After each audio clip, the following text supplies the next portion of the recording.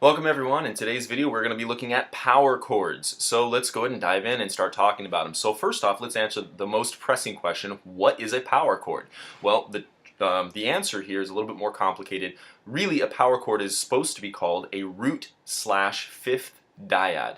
Root/fifth dyad. That's what they're supposed to be called. So music nerds like me are going to say that, but you really shouldn't. Your friends will make fun of you. So that's what they really are, so root/fifth dyads, and if you saw any of my previous videos, you'll know how to count on the fretboard, and that's kind of where they get the name. So the 5 part never changes, but the R part, the root part, it does. So for example, this is going to be a power chord. This is a power chord. Power chord. Power chord, power chord, power chord, power chord. Those are all power chords. It doesn't matter where you put it. Notice that I have one consistent shape. So what does a power chord look like? It's always going to look like this. So I've got this finger here on string 6. This finger here is on string 5. And I've got this finger here on string 4. That's my power chord. When I play my power chord, I want to make sure that I'm muting out all the strings underneath that. I don't want to hear this. It isn't too bad there, but imagine if I had it here. Right? Not cool. So let's mute out those notes underneath it. So I'm hearing this note, and this note. But I'm not really hearing anything in between. So I'm hearing the top note, the 6th string, the 5th string, and the 4th string. If I'm doing a power chord on the 5th string, it's just going to be down a string. And I want to hear strings 5, 4, and 3, but nothing else. I don't want to hear string 6. I don't want to hear string 1 or 2. Just 5, 4, 3. 5, 4, and 3. So those are how you do power chords. That's the shape. And once again, the shape is consistent whether I put it here, or here, or here, here, here, here, here, here. No matter where I'm going to put that, it's always going to look like this. So here to here, notice that there's a fret space in between, and then I've got 2 fingers on the subsequent strings. So this is considered the root.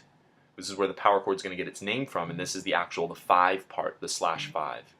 Now you can also do power chords like this, right? So using 2 fingers instead of 3, or sometimes people do it like this. Those are okay. I personally like this because it just has a thicker, fatter sound to it overall. Okay, so the next thing is, let's discover, oh, and by the way, you only put power chords on string 6, or you put them on string 5. Can you put them on string 4? Yeah, it's super rare. Like 1 in maybe 100 songs might have it, because you just totally lose that fat sound.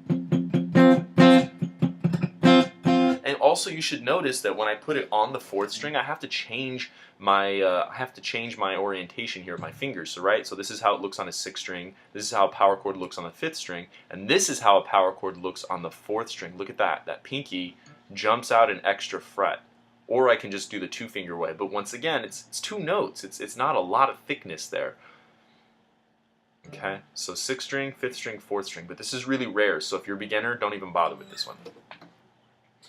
So then what is a power chord? Well, a power chord is basically a simplified, almost like a neuter form of a chord. It is not a major, it is not a minor, and those are like the tenements of music, is a major chord or a minor chord, but it's neither.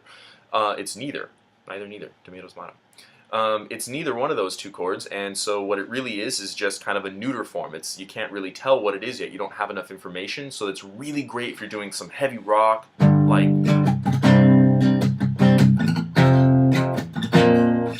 really thick, heavy distortion, or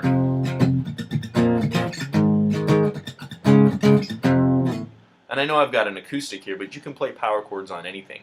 So general rule of thumb is bar chords tend to work really well with clean sounds, regardless if it's an acoustic or an electric, and then power chords tend to work really well for dirty sounds. You really want to work on that muting, because otherwise you're going to get all this, and then you're going to end up with just a bar chord, and that's a totally different thing. Okay, so now let's discover how to name our power chords. So if I wanted to figure out the names of some of these, so let's figure out the name of this shape. Well, we said that this is the 5 and this is the root. This is where the name is going to come from. You'll know that this is on the 6th string, and so let's count up to the 3rd fret. E, F, F sharp, G. This particular chord is a G5. Let's look at this one. This is on my 5th string. Okay, so here's my root at string 5, fret 5. A sharp, B, C, C sharp, D. This power chord is a D5. Let's look at this one right here.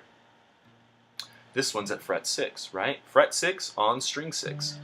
E, F, F sharp, G, G sharp, A sharp, or I can call it B flat. So either way, I can call it A sharp 5 or B flat 5. So it's always going to have the word 5 in it, regardless of whether you use 5 fingers, 5th fret, 5 times. It doesn't mean any of that. It just means it's the shape.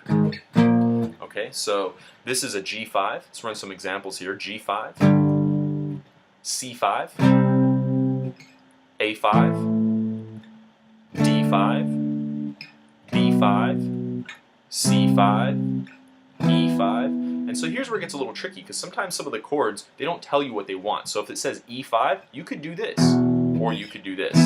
But wait a minute, that's not a power chord. That doesn't look the same. Let's talk about that for a minute. Here's your F5, and if I took an F5 and I backed it up, I would have this. That looks like a power chord to me, but I don't need to do this because this is already open, so I can just take this finger off, and guess what I'm left with? I'm left with these two fingers, or I could just replace them with this one, and that just makes it E5. You can hear that, right? Let's look at that again. Let's explain it again. So here's an F5. If I wanted to get a low E5, I could take my fingers and back up, but when I do that, I'm just playing this note open. This is not having any effect, so I might as well just take it off. Well, if I'm going to take it off, I might as well just make my life easier and just play these with one finger instead of two, and that would be an E5. And that's a perfectly acceptable way to play an E5. So let's look at that. I could play it this way, and that is really helpful if you're doing like some kind of like Enter Sandman kind of.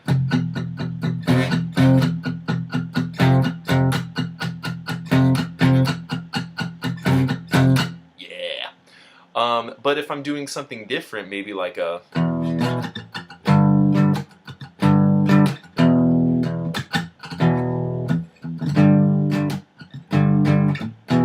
so I might, it depends, right? What shape I'm going to use and how I'm going to orient my fingers just kind of depends on where I'm coming from and where I'm going. Okay, so let's just do a couple more of these to see if you can figure out what some of these power chords are. So I'm going to play a power chord. I want you to try to figure out what it is. Pause the video and find it. So the name of this power chord is, this one is a C5. Let's do this one. Okay, so figure out what fret I'm in. There's a dot there that should give you a clue. This one is it's an E5. How about this one? My root note's on the 6th string now. This one is an A5.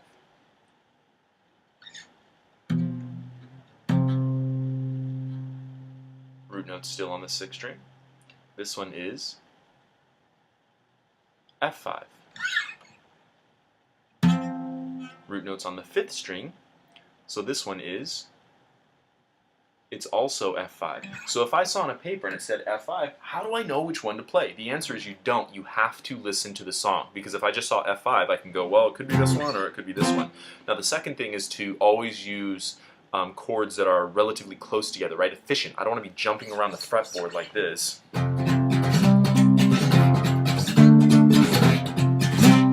That doesn't make any sense. That would be punk rock. No offense. So for more efficient playing, though, you could do something like this. And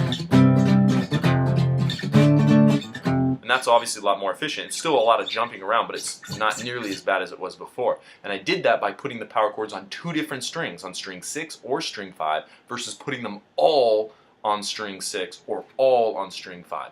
So hopefully that helps you a little bit about determining what the names of power chords are, what a power chord is. So let's kind of recap. A power chord is not actually a chord. It's actually considered a dyad because it only consists of 2 notes. But wait a minute, Micah. This in my book, it said it was an E5. That's true. But you said a power chord only has to have 2 notes. This has 6. Or you're doing this one, and that has 3 notes, right? Yes, but some of those notes repeat. So in this case, there's got to be 4 repeats because I need 2 notes and then a whole bunch of repeats after that. And so it still is a power chord because there's technically only 2 notes, just a whole bunch of repeats. So power chord is not a chord, it's considered a dyad, but we call them power chords because they're easy. It's the neuter form, it's not major nor minor. They're sort of poor man's bar chords. They work really great for distortion and not so good for clean. You kind of want more bar chorded things for clean. And they're very easy to determine. Just figure out your chromatic scale, in sharps or in flats, and start moving around. Happy hunting. My name is Micah from lessonsthatrock.com. Please rate, comment, and subscribe to some of these videos, and I'll see you around. Thank you.